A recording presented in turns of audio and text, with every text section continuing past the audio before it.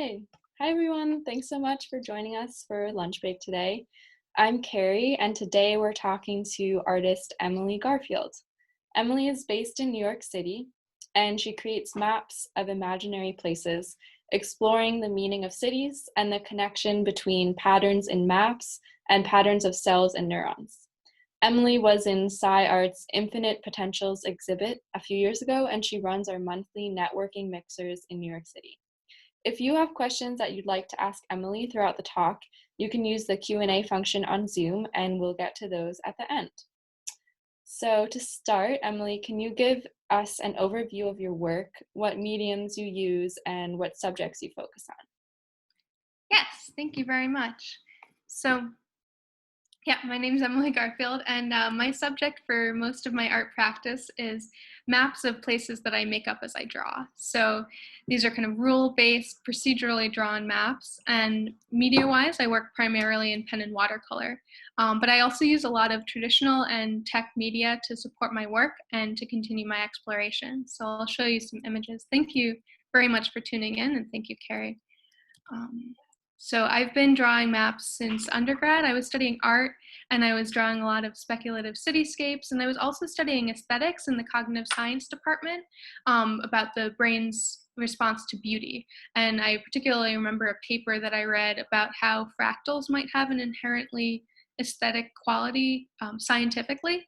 And I started to get interested in the ways that cities grow in a fractal pattern, and also learned about how other biological systems grow in a similar pattern, which Carrie mentioned earlier. And that's something that continues to drive my work today, that I continue to explore. Let's see.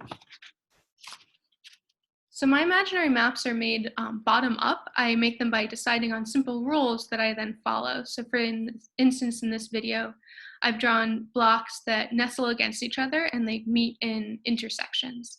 And then I colored them in based on starting with the smallest blocks and changing color as I get to the larger blocks.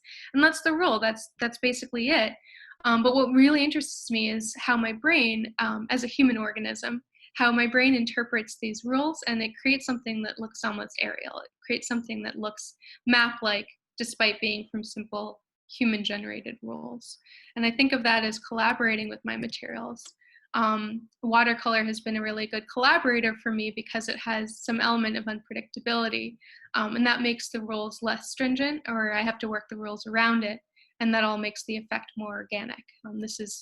This was a piece from a series where I felt like I was collaborating with physics in terms of watercolor, particularly, and this is the piece that was in the Infinite Potentials show, I believe. So as I continue exploring map-like forms, I've been experimenting with more abstract forms. I'm still focused on the concept of following simple rules until you hit an endpoint, but I often think of it as a computer algorithm because of that aspect, and this is a project that I did where I actually had a computer algorithm tell me what to draw. So it's a collaboration, again, with a computer. And I'm really interested in the difference between rules that a human can follow and the kind of granularity that you need for a computer to follow, which is just very, very different. I can draw something with a rule that seems much more vague, like I described in the video, but a computer needs much more specific inputs. So yeah. Great, thank you. And what have you been working on recently? So one of the things that I've been focused on a lot recently actually is expanding the scale of my map drawings, particularly using this tiling project that I've been coming up with, my quadrant series. And these maps are created in pieces. So when the pieces are assembled, the overall map has a pattern, but if you look at each tile individually, look at another one, they're designed as standalone artworks. So I can shuffle the tiles and create them blind, essentially, and then put them together and it has an overall pattern. And in some ways, this actually takes us back to the concept of fractals, but maybe in a less stringent way than scientific or mathematical fractals, which is a benefit that I have as an artist, a poetic license. So I'm using this technique both for my imaginary maps and also for client projects. So for me, client projects are typically depictions of real places. So this is a project for an office in Cambridge, Massachusetts. This is a multi-part map depicting the Charles River. And these are some speculative projects that I've created really recently, very bright, based on, this one is Lower Manhattan, and this one is based on San Francisco. So going forward, I'd like to continue in directions that connect my map making more explicitly with scientific imagery or with data. So these are some pieces that I created. Writing an algorithm to plot weather data, having a pen plotter, a drawing robot draw out the weather data, and then interacting with that with drawings and with watercolor. So this kind of thing, I mean, I'm just fascinated by what kind of maps I can grow using rules from other disciplines other than artwork. So I'm always interested in collaboration ideas. Very cool. You mentioned that you're commissioned to draw some real maps. How does it feel different for you when you draw a map that's of a real place versus when you're making it up as you go? That's such a good question. So I'm going to move to an imaginary map just so that I have something to look at. Let's see. So I feel like my imaginary maps are very clearly imaginary. My real maps they are bound by the rules of architected spaces, basically. And so that in itself presents some challenges. Typically, the way that the workflow goes, the way that the client ask goes, is they have seen some of my imaginary maps and they want me to map that style onto a real place. And that's always a bit of a challenge. Some of these pieces that I've just been showing are ways that I've used to kind of make a place more interesting, maybe. But in general, I think I clearly have a lot more freedom with the imaginary maps, but I like the challenge of trying to make a real place that may potentially be very boring into something that's interesting and has some of the aspect of my imaginary maps. Yeah, That's a question. cool. And just a reminder for everyone listening, you can type in any questions you have into the Q&A box. So where can we see your work next, or where can we look to keep up with what you're doing? So there's a few places. There's some physical, which are in limbo, and then there's virtual places which you can see immediately, and I'm excited to talk about that. I'm currently in a group show at Big Alice in Industry City in Brooklyn, and they're also planning a solo show for me for the summer, and these are some of the pieces in the show. I'm also scheduled to have a solo show in Greenpoint in the fall.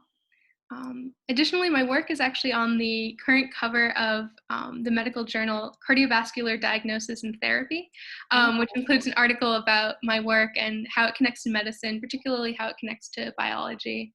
So that interview and the cover are available on their website if you Google their name. It looks like it's cdt.magroups.com. And my website, emilygarfield.com, has a lot of blog posts on the construction of my artwork. So if you're curious about my process, it also talks a lot about some of my more experimental projects, that particularly the ones with data and the collaborations with drawing robots. And it has video of the drawing robots in motion and everything like that. It also has a longer presentation about how my work uses rules and how they connect to rules in the natural world. So here's some of the making of projects you can see on the website. This is a data-driven noise coming from my window, and a client project as well. So this is the kind of process that I might use for a client design project. But lastly, the best place to see my work up close and personal right now is probably to catch a live stream. So I've recently started live streaming twice a week, usually Tuesdays and Fridays, so that viewers can see my map drawing process in real time. And they can add comments or suggestions or ask questions about my process, kind of like this. My last project was drawing the San Francisco map that I showed earlier. I drew it start to finish on the live stream, constantly taking viewer questions and asking viewers what color I should try next. And that was really, really helpful to have that input, and also to have the accountability of having someone watch you, even in virtual space. So those streams are happening on Twitch. It's twitch.tv/EmilyMap. I'll show it at the end. And they're streamed to Facebook as well. And I'm next streaming this Friday at 5 p.m. So that's the link. Awesome. Thank you so much, Emily. This is Julia Howell tuning in to take some questions from the audience. So we have quite a few coming in. The first is, you mentioned a drawing robot bot. Can you talk a little bit about what that is, just so we get a better idea of what you're talking about? Absolutely. I absolutely understand. That was sort of a tease. So it's a pen plotter. It is I don't have an image up right now that I can scroll to, but I'll describe it. It's a pen plotter, kind of like what you would use maybe for old school architectural drawings. And it takes the interesting thing about the AxiDraw, which is the brand name of the one that I use, is that it takes any kind of pen and basically any kind of substrate. So I use the pen that I typically draw with and the watercolor paper that I typically draw on. And the input is an SVG. So if you draw something digitally, usually my process is to draw or code something and then translate it to an SVG and have the robot plot it. I am sorry that I don't have a video, but there are some on my blog. Oh, that's okay. Yes, another reason to visit Emily's website. Let's see here. With your interest in neural rules, networks, and cognition, have you ventured to try and create any mind maps or metaphorical maps? Oh yeah, I'm so interested in mind maps. I get bogged down in the data visualization part of it. I get bogged down in how accurate I want it to be, how perfectly legible I want it to be. I actually, despite making pretty creative outside the box maps, when it comes to mapping information, I do struggle with making whether things should be legible or not, and that's something that wow, neural nets too. This is a big question. Something to think about. Yeah, totally. I appreciate this. Another attendee asks, I think I saw that your collaboration with the computer was done using a computer program given certain rules. Would you consider doing a collaboration with a neural network? Oh, totally. Yes, neural networks. Okay. Yes, absolutely, I would. That's the answer. Easy. Have another question. Have you thought about making 3D versions of maps like these, which would of course relate to biology and also several other fields like astronomy? Whoa, astronomy. Yes, this all sounds great. This all sounds great. 3D versions of maps. I've definitely toyed with that, mostly as kind of more like a bas relief or like a sculpture. But I've also done 3D animation. I've also made 3D models. So I'm curious about making something that's kind of creative and outside the box rather than making something blocky. But this is very, very inspiring. Or in virtual reality. I could In definitely virtual see. reality, Yeah. oh, I would love AR maps too. I want to, have you go outside and you're like, is this a real place or is this actually an imaginary map? Oh, I love that. That sounds better than Pokemon Go, Oh which is hard to beat. Another question. Do you actively seek out connections or commissions from scientists, or do you focus mainly on the kind of art side of it and wait for commissions to come in? That's a good question. I have been lucky enough to mostly wait for commissions to come in. I work with art consultants, and those are typically the watercolor versions of maps of real places. Other than that journal cover, which wasn't illustrative, it was a piece that was represented inside the journal.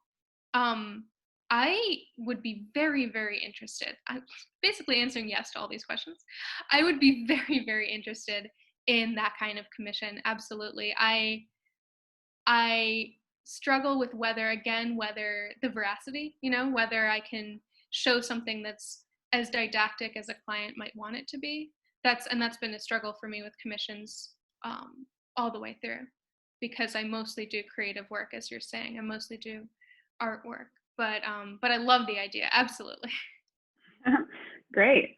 We have even more questions now, so we'll just keep going. You also have a comment, I love what you're doing. So, so coming in from the audience, so that's nice. Let's see. What is your timeline for making your work? How many pieces do you produce a week? How long does it take you to make a piece on average? Your pieces are different sizes, so your answer might change depending on that. Yeah. Yeah, and I work in so many different scales to make a piece. So I kind of grow it in a fractal way to begin with, because as soon as I have an idea, I sketch it out. I draw a little drawing, and then I might do a proof of concept at a slightly larger scale, and then I might try a couple other scales. Lately, I've been trying to. I often notate all of my rules when I draw the little sketch, actually. So I have applied like phrases to all of the styles of drawing and all of even the elements of a drawing. So I map that out. But to answer your question about time, I guess I can say pretty concretely about the San Francisco map that I showed, because I did it in real time on this live stream, and I guess that took me maybe 8 hours maybe, start to finish, which is pretty good. Which is pretty good for me. That doesn't include that. I'm impressed, actually, to be honest, to calculate that, because I would have thought that it would be maybe 3 or 4 studio days of 6 hours, that kind of thing. So I guess the live stream is good for my productivity. But yes, it absolutely depends. Most of the drawings I do start to finish, but some of them I want to kind of stand back and look at it, so that takes more time too. Great. And talking about your rules, how do you choose rules, and how many rules do you apply in a work? So I choose rules by, I do envision the project first. I can't envision what it's going to look like, and oftentimes I am wrong if I try, but I do kind of come up with, what if I combine these 2 rules, would it be good?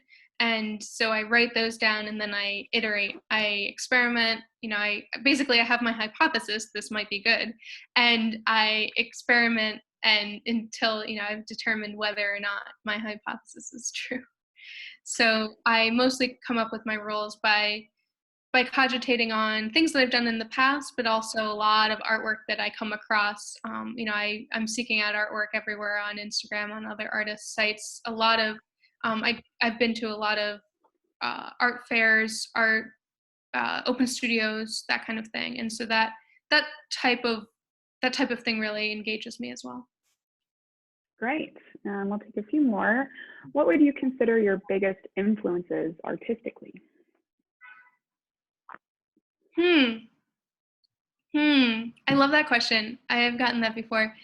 I really like particular artists, to be perfectly honest. But I also like learning about, just learning about connections between maps and biology and the brain. Talking to people, I get fired up at these SciArt mixers that I run, where it benefits me as much as it benefits anyone else that I'm running them, because I get to learn about advances in aesthetics. I get to learn about astrophysics. I get to learn about color perception, and all those kinds of things actually find their way into my maps. It's hard to say one-to-one, but they definitely influence what I'm doing.